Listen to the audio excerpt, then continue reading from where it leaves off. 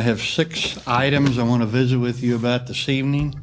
The first of those is an update on our sales and use tax.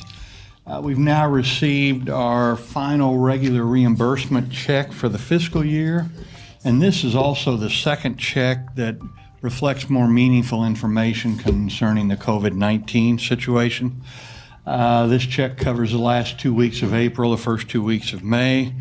And in a nutshell, Edmond remains very blessed compared to most of the other cities in our comparison group.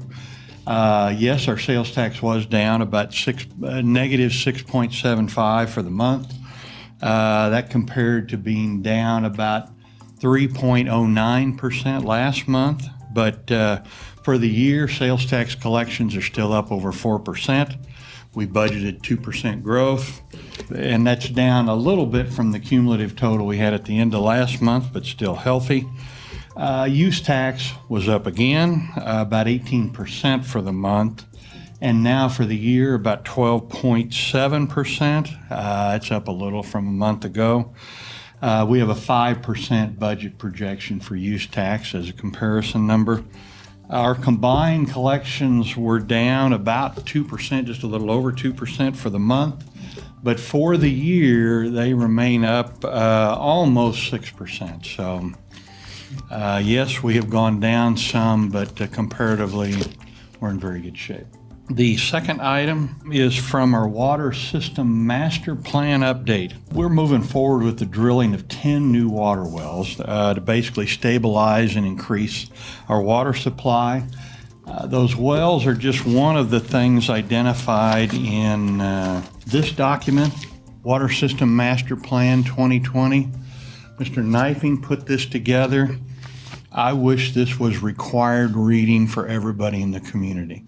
If people looked at this, they would clearly understand where we have been, where we are, and where we need to go in the future. Now, I know that isn't going to happen, but it is on our website and it's available for people that are interested.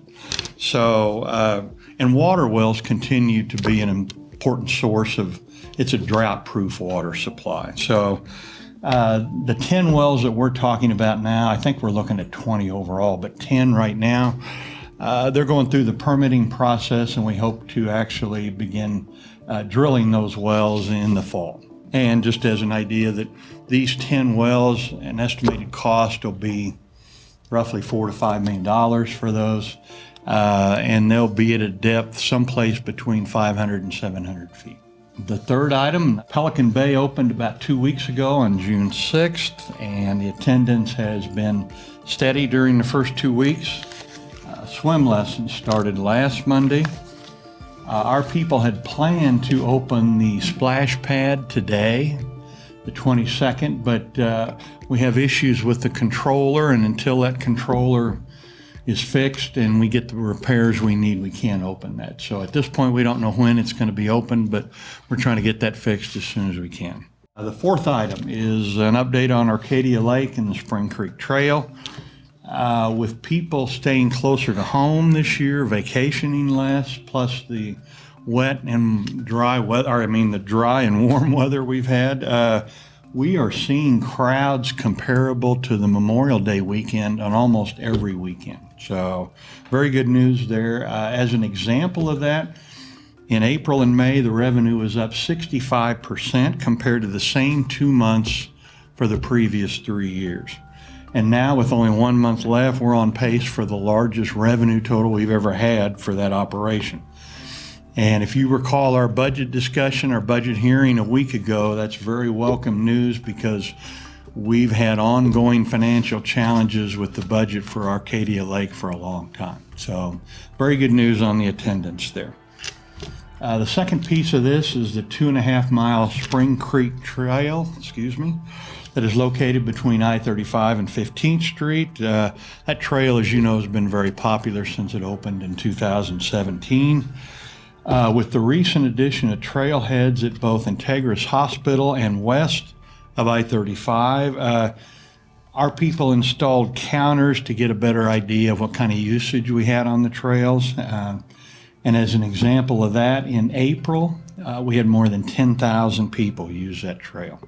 And in May, we had a similar number as well. So that reflects an impressive average of more than 300 people a day using that trail. So using all those trails. So pretty impressive.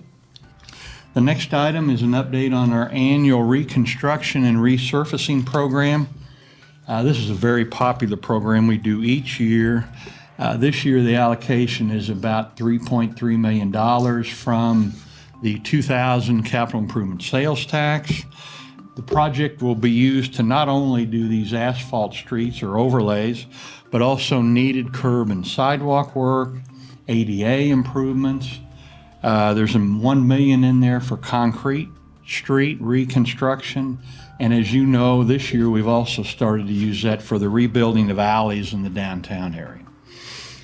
This list shows the 15 streets that have been identified and will be included in this year's program.